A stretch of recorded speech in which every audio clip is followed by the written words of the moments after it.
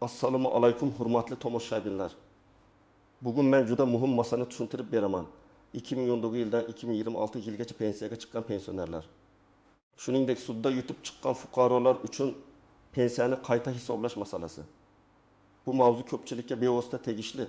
Chunki bitta noto'g'ri hisoblangan koeffitsient, bitta kiritilmagan ish haqi yoki bitta tasdiqlanmagan ish staji pensiyada har oy 100 minglab so'm farq qilishi mumkin. Eng muhimi, bu farq bir oy emas, yillar davomida yig'iladi. Agar siz 2019, 2020, 2020, 2022, 2023, 2024, 2025 yoki 2026 yillarda pensiyaga chiqqan bo'lsangiz, yoki ota-onangiz, turmush o'rtog'ingiz, aka-ukangiz, opa-singlingiz shu davrda pensiya rasmiylashtirgan bo'lsa, bu ma'lumotni albatta oxirigacha eshiting. Bu video sizga pensiyangiz to'g'ri hisoblanganmi? Qayta hisoblash talab qilish mumkinmi? Sud qarori bo'lsa nima bo'ladi? Qayerga murojaat qilish kerak? Qanday hujjat yig'ish kerak degan savollarga aniq javob beradi. Hozirning o'zida kanalga obuna bo'ling, videoga like bosing. Chunki bunday amaliy huquqiy va moliyaviy ma'lumotlar har bir oilaga kerak bo'ladi. Men avval oddiy tilda tushuntiraman. Pensiya bu shunchaki yoshga yetganda beriladigan bir xil pul emas. Pensiya miqdori bir nechta omillarga bog'liq. Birinchisi ish staji, ikkinchisi ish haqi miqdori, uchinchisi hujjatlar to'liq va to'g'ri kiritilmaganligi. To'rtinchisi qonunchilikdagi o'zgarishlar va indeksatsiyalar. Beshinchisi ayrim davrlar imtiyozli hisoblanishi yoki umuman hisobga olinmasligi. Avvallari ko'p fuqarolar pensiya rasmiylashtirishda nima chiqsa shu chiqadi. Pensiya jamg'armasi o'zi hisoblaydi. Men aralashmasam ham bo'ladi deb o'ylagan. Natijada ayrim odamlarning ish haqi to'liq olinmagan. Arxivdan ma'lumot kelmagani uchun ayrim yillar stajga kiritilmagan. Korxona nomi o'zgargani uchun ish davri tasdiqlanmagan. Mehnat daftarchasidagi xato yozuvlar sababli bir necha yil yo'qolgan. Bu esa pensiyani kamaytirgan. 2019 yildan keyingi davrda elektron ma'lumotlar, soliq organlari bazasi, yagona reyestrlar, bandlik va mehnat tarixiga oid raqamli tizimlar ko'proq ishlay boshladi. Ammo bu hamma narsa avtomatik to'g'ri bo'ladi degani emas. Aksincha, eski davrda ishlagan odamlarning ko'p ma'lumotlari qog'oz arxivlarda qolgan. 1990 yillar, 2000 yillarning boshidagi ish haqi ma'lumotlari har doim ham elektron bazada bo'lmaydi. Shuning uchun 2019-2026 yillarda pensiyaga chiqqanlarning pensiyasi ham xatodan xoli emas. Endi asosiy o'zgarish nimada? Hozir fuqarolar pensiya tayinlangandan keyin ham o'z huquqini tekshirish, qo'shimcha hujjat topshirish, qayta hisoblash so'rash, rad javobi bo'lsa, yuqori tashkilotga yoki sudga murojaat qilish imkoniyatiga ega. Sudda yutganlar bo'yicha esa alohida masala bor. Sud qarori kuchga kirgandan keyin vakolatli organ uni bajarishi. Ya'ni pensiyani sud belgilagan tartibda qayta hisoblashi va ayrim holatlarda o'tgan davr uchun farq summasini ham to'lash kerak bo'ladi. Men birinchi navbatda kimlar xavotirlanishi va tekshirish kerakligini aytaman. Agar siz 2019 yildan 2026 yilgacha pensiyaga chiqqan bo'lsangiz va pensiya miqdoringiz siz kutgandan ancha kam chiqqan bo'lsa, albatta tekshiring. Masalan, odam 35-40 yil ishlagan, lekin pensiyasi minimalga yaqin bo'lib qolgan. Bu har doim ham xato degani emas, lekin tekshirishga asos bor. Ikkinchi toifa ish haqi yuqori bo'lgan davrlar pensiyaga kiritilmaganlar. Masalan, fuqaro 2005-2010 yillarda yaxshi maosh olgan. Lekin pensiya hisoblashda boshqa pastroq yillar olingan bo'lishi mumkin. Pensiya hisoblashda ish haqi ma'lumotining qaysi davri olingani juda muhim. Agar yuqori oyliklar tasdiqlanmagan bo'lsa, pensiya past chiqadi. Uchinchi toifa mehnat daftarchasida xato, korxona nomi o'zgargan, muhr noaniq, buyruq raqami yo'q, lavozim noto'g'ri yozilgan odamlar. Bunday xatolar oddiy ko'ringani bilan natijasi og'ir bo'lishi mumkin. 1 yil emas, 5 yil staj tushib qolsa pensiya sezilarli kamayadi. To'rtinchi toifa sovxoz, kolxoz, shirkat xo'jaligi, qurilish tashkiloti, zavod, fabrika, tuman ta'lim yoki tibbiyot bo'limlari, xususiylashtirilgan korxonalarda ishlaganlar. Bunday tashkilotlarning hujjatlari ko'pincha arxivga topshirilgan, ba'zan yo'qolgan, ba'zan boshqa nom bilan saqlanadi. Fuqaro esa men ishlaganman, hamma biladi deydi. Lekin pensiya uchun hamma biladi yetmaydi. Hujjat kerak. 5-toifa sud orqali ish stajini yoki ish haqini tasdiqlaganlar. Agar sud sizning foydangizga qaror chiqargan bo'lsa, masalan, falon yildan falon yilgacha ishlaganlik fakti tasdiqlansin deb belgilagan bo'lsa, Bu qaror pensiya qayta hisoblash uchun muhim asos bo'ladi. Lekin sud qarori qo'lingizda turib qolmasligi kerak. Uni ijroga yo'naltirish, pensiya jamg'armasiga taqdim etish, ariza yozish kerak. Birinchi misol. Ahmad aka 2020 yilda pensiyaga chiqqan. Mehnat daftarchasida 1994 yildan 1931 yilgacha qurilish trestda ishlagani yozilgan, lekin muhr xira bo'lgan. Pensiya organi bu davrning faqat 3 yilini qabul qilgan, qolgan 4 yilini arxiv ma'lumoti yo'q deb kiritmagan. Ahmad akaning pensiyasi 1 million dartar 50 ming so'm chiqqan. Keyin u viloyat arxiviga so'rov yuboradi. Buyruqlar kitobi topiladi. Ishga qabul va ishdan bo'shash buyruqlari aniqlanadi. Shu 4 yil staj qo'shilgach, pensiyasi masalan 1 million 670 ming so'mga ko'tarilishi mumkin. Farq 200 ming so'm bo'lsa, 1 yilda 2 million 400 ming so'm, 3 yilda 7 million 200 ming so'm bo'ladi. Ko'ryapsizmi? Bitta arxiv ma'lumoti oilaviy byudjetga ta'sir qiladi. Ikkinchi misol. Dilbar opa 2022 yilda pensiyaga chiqqan. U 2012 yillarda xususiy korxonada yaxshi oylik olgan. Lekin korxona keyin yopilgan. Elektron bazada ayrim oylar bo'yicha ma'lumot to'liq chiqmagan. Natijada pensiya hisobida pastroq ish haqi davri olingan. Dilbar opa sobiq korxona rahbaridan hujjat ola olmaydi. Lekin soliq organlarida daromad solig'i va ijtimoiy to'lovlar bo'yicha ma'lumot saqlangan bo'lishi mumkin. U tegishli organlarga so'rov berib, o'sha davr ish haqi tasdiqlansa, pensiyani qayta hisoblashga asos paydo bo'ladi. Uchinchi misol. Rustam aka 2019 yilda pensiyaga chiqqan. U maktabda o'qituvchi bo'lib ishlagan, lekin bir davrda maktab nomi o'zgargan. Buyruqlar tuman xalq ta'limi bo'limi arxivida qolgan. Pensiya tayinlanganda 2 yil aniqlanmagan deb qolgan. Keyin u sudga murojaat qiladi. Sud guvohlar arxiv parchalari eski buyruqlar asosida ish stajini tan oladi. Sud qarori kuchga kirgach, Rustam aka pensiya organiga ariza beradi. Shundan so'ng pensiya qayta hisoblanishi kerak. 4-misol. Malika opa 2024 yilda pensiyaga chiqadi. U 31 yildan ortiq ishlagan, lekin bir necha yil norasmiy ishlagan. Norasmiy ishlagan davr uchun maosh olgan bo'lsa ham, agar mehnat munosabati hujjat bilan tasdiqlanmasa, pensiya stajiga kiritish qiyin bo'ladi. Bu yerda ko'p odamlar men ishlaganman. Odamlar ko'rgan deyish yetarli bo'lmaydi. Sudda ham faqat guvohning gapiga tayanish har doim natija bermaydi.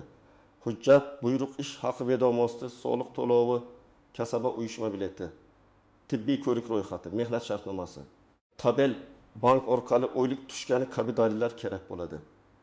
5-misol. Sobir aka 2025 yilda pensiya rasmiylashtirmoqchi. U oldindan hujjatlarni tekshiradi. Mehnat daftarchasida 1930-1939 yillardagi yozuvda korxona muhri yo'q. Agar u bu holatni pensiyaga chiqish kuni bilsa, jarayon cho'ziladi. Lekin oldindan arxivga murojaat qilib, tasdiqlovchi ma'lumot olsa, pensiyasi to'g'riroq tayinlanadi. Men doim aytaman, pensiyaga chiqishdan 1 yil oldin hujjatlarni tekshirish eng aqlli qadam. Kimlar unchalik xavotirlanmasligi mumkin. Agar sizning barcha ish stajingiz elektron bazada to'liq ko'rinsa, ish haqi ma'lumotlaringiz tasdiqlangan bo'lsa, pensiya tayinlash qarori va hisob varaqasini olganingizda hammasi mos tushsa, qo'shimcha ish qilmasligingiz mumkin. Lekin baribir tekshiruv zarar qilmaydi, chunki ko'p xato odam o'ylamagan joydan chiqadi. Endi eng ko'p tushunilmaydigan nozik jihatlarga o'tamiz. Birinchi nozik jihat, qayta hisoblash har doim ham avtomatik bo'lmaydi. Ko'pchilik qonun o'zgarsa o'zlar qo'shib beradi deb o'ylaydi. Ayrim umumiy indeksatsiyalar avtomatik bo'lishi mumkin, masalan pensiyalar oshirilganda. Lekin sizning shaxsiy stajingiz yoki ish haqingiz bo'yicha yangi hujjat topilsa, bu odatda ariza va hujjat asosida ko'rib chiqiladi. Ikkinchi nozik jihat, qo'shimcha hujjat topilgani bilan pul qaysi sanadan hisoblanadi? Bu muhim. Ba'zan pensiya qayta hisoblash ariza bergan kundan yoki keyingi oydan amalga oshiriladi. Ba'zan esa organ aybi bilan oldin noto'g'ri hisoblangan bo'lsa, o'tgan davr uchun ham farq undirilishi mumkin. Agar sud qarori bo'lsa, unda sud nimani belgilaganiga qaraladi. Shuning uchun arizada faqat pensiyamni oshirib bering demasdan, pensiyamni yangi aniqlangan hujjatlar asosida qayta hisoblab, qonunda belgilangan tartibda o'tgan davr uchun farq summasini ham hisoblab berishingizni so'rayman deb yozish maqsadga muvofiq. Uchinchi nozik jihat, sudda yutish bilan pul darhol kelib tushmaydi. Sud qarori kuchga kirishi kerak. Qaror nusxasi olinadi. Zarur bo'lsa ijro varaqasi olinadi. Pensiya organiga taqdim etiladi. Agar organ qarorni bajarmasa, majburiy ijro byurosiga murojaat qilish mumkin. Amalda ayrim fuqarolar sudda yutadi, lekin keyingi ijro bosqichida sudkashlik qiladi. Natijada vaqt cho'ziladi. 4-nozik jihat. Sud qarorining mazmuni juda muhim. Agar sud faqat ishlaganlik fakti tasdiqlansin desa, bu stajga ta'sir qiladi. Agar ish haqi miqdori faloncha deb tan olinsin desa, ish haqi hisobiga ta'sir qiladi. Agar sud qarorida pensiyani aniq summada qayta hisoblash majburiyati ko'rsatilgan bo'lsa, organ shu doirada harakat qiladi. Shuning uchun sudga da'vo tayyorlayotganda talabni aniq qo'yish kerak. Faqat umumiy gap bilan emas, aynan qaysi davr, qaysi korxona, qaysi lavozim, qaysi hujjat, qaysi huquq buzgan ko'rsatish lozim. 5-nozik jihat, hamma davr ham stajga bir xil qo'shilavermaydi. Harbiy xizmat, tug'ruq ta'tili, bola parvarishi, o'qish davri, yakka tartibdagi tadbirkorlik, dehqon xo'jaligi, chet elda ishlash kabi davrlarning har bir bo'yicha alohida qo'yda bo'lishi mumkin. Masalan, odam men 5 yil tadbirkor bo'lganman deydi. Lekin ijtimoiy soliq yoki belgilangan to'lovlar to'langanmi? Ro'yxatdan o'tganmi? Faoliyat davri tasdiqlanganmi? Shular tekshiriladi. Yoki chet elda ishlagan davrini olish uchun xalqaro shartnomalar, to'lovlar va rasmiy hujjatlar masalasi chiqadi. 6-nozik jihat, arxivdan ma'lumot topilmadi degan javob kelsa, bu hammasi tugadi degani emas. Men fuqarolarga doim aytaman, bitta arxiv bilan cheklanib qolmang. Korxona qayerga bo'ysungan? Tuman arxivimi, viloyat arxivimi, vazirlik arxivimi, huquqiy voris tashkilot bormi? Soliq idorasida ma'lumot bormi? Bankda oylik o'tkazmalari bo'lganmi? Kasaba uyushmasida ro'yxat bormi? Sud orqali faktni aniqlash mumkinmi? Mana shu savollarni ketma-ket tekshirish kerak. 7-nozik jihat. Pensiya miqdori oshirilsa ham kutilgan darajada oshmasligi mumkin. Masalan, 30 yil staj qo'shildi. Lekin pensiya atiga 80 ming so'mga oshdi. Boshqa holatda esa 3 yil qo'shilib 220 ming so'mga oshishi mumkin. Nega? Chunki pensiya formulasi faqat stajdan iborat emas. Ish haqi bazasi, belgilangan cheklovlar, minimal va maksimal chegaralar, ustamalar, imtiyozlar ham ta'sir qiladi. Shu sababli har bir ish individual. 8-nozik jihat. Qayta hisoblashni so'rashda og'zaki murojaatga ishonib qolmang. Borib aytdim, ko'rib chiqamiz deyishdi degan gap keyin isbot bo'lmaydi. Murojaatni yozma bering yoki elektron shaklida yuboring. Kirim raqamini oling. Qabul qilingan sanani saqlang. Javob xatini talab qiling. Huquqiy masalada qog'oz va raqam muhim. 9-nozik jihat. 2019-2026 davrida pensiyaga chiqqanlar orasida ishlashda davom etayotgan pensionerlar ham bor. Ishlayotgan pensionerning ayrim to'lovlari, qo'shimcha staj yoki keyingi qayta hisoblash masalalari bo'yicha ham alohida tartiblar bo'lishi mumkin.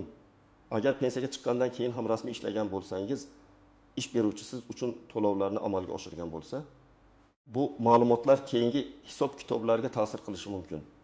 Buni ham tekshirish kerak. 10-nozik jihat, sudda yutganlarga nisbatan ba'zan organlar biz faqat sud qaroridagi davrni qo'shamiz, boshqa qismini ko'rmaymiz deyishi mumkin. Bu holatda siz qarorni to'g'ri talqin qilishni talab qilishingiz kerak. Agar sud qarori asosida pensiya formulasi o'zgarishi kerak bo'lsa, faqat bitta satrni qo'shish emas, butun hisobni qayta ko'rib chiqish zarur bo'ladi. Shuning uchun qayta hisoblanganidan keyin yangi hisob varaqasini so'rang. Endi men sizga aniq qadamlarni aytaman. Birinchi qadam, pensiya hujjatlaringizni yig'ing. Sizda pensiya tayinlash haqidagi qaror nusxasi, pensiya guvohnomasi, mehnat daftarchasi nusxasi, ish haqi ma'lumotnomalari, arxiv javoblari, sud qarori bo'lsa sud qarori nusxasi bo'lishi kerak. Agar siz bu hujjatlarni olmagan bo'lsangiz, pensiya jamg'armasining hududiy bo'limiga murojaat qilib, pensiya hisob kitobi bilan tanishishni so'rang. Ikkinchi qadam, staj jadvalini tuzing. Oddiy daftar yoki kompyuterda yozing. Qaysi yildan qaysi yilgacha qayerda ishlagansiz, lavozimingiz nima bo'lgan, hujjat bormi yoki yo'qmi? Masalan, 1997-1997 tuman qurilish boshqarmasi haydovchi, mehnat daftarchasida bor, arxiv tasdig'i yo'q.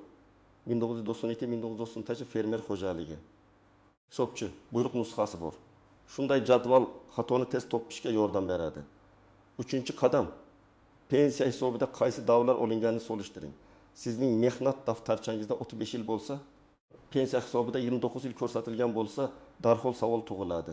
Qaysi 6 yil tushib qolgan? Nima sababdan? Hujjat yetishmadimi, qonun bo'yicha kiritilmaydimi yoki texnik xatomi? Sababini yozma ravishda so'rang. 4-qadam. Ish haqi bo'yicha tekshiring. Pensiya hisobida qaysi yillardagi maosh olingan? Sizda undan yuqoriroq maosh bo'lgan boshqa davrlar bormi?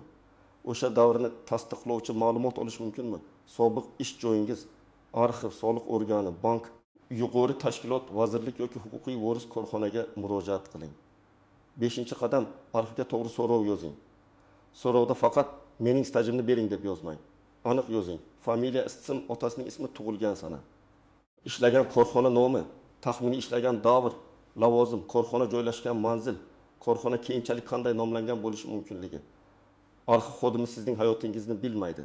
Unga qidirish uchun aniq kalitlar kerak. 6-qadam, pensiya jamg'armasiga qayta hisoblash bo'yicha ariza bering. Arizada shunday mazmun bo'lishi mumkin. Men falonchi falon sanada pensiyaga chiqqanman. Pensiyamni hisoblashda falon davr stajga kiritilmagan yoki falon ish haqi hisobga olinmagan deb hisoblayman. Ilova qilinayotgan hujjatlar asosida pensiyamni qayta hisoblab berishingizni.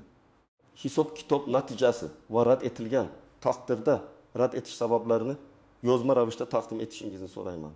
Agar sud qarori bo'lsa, falon sudning falon sanadagi qarori asosida deb albatta yozing.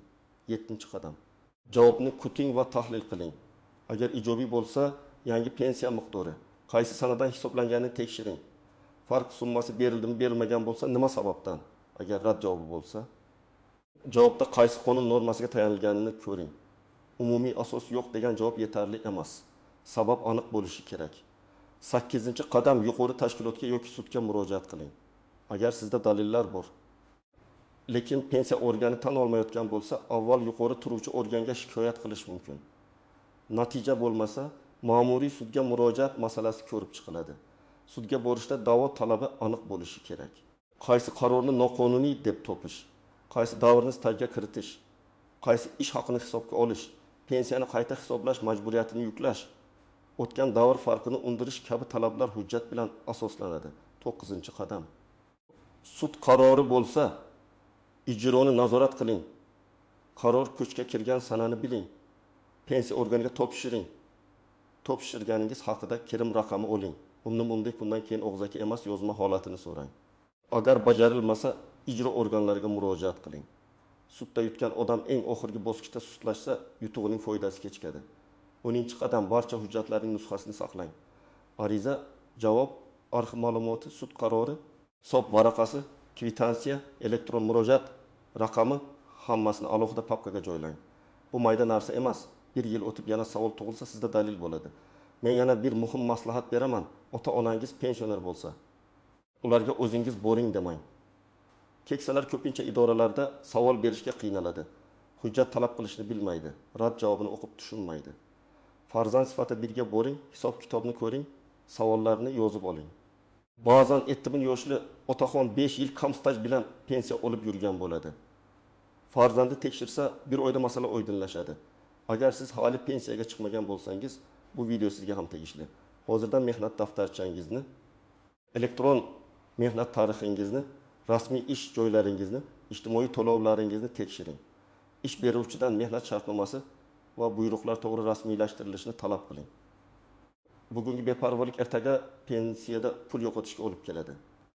Demak, 2019-2026 yillarda pensiyaga chiqqanlar va sudda yutganlar uchun pensiyani qayta hisoblash masalasi juda jiddiy.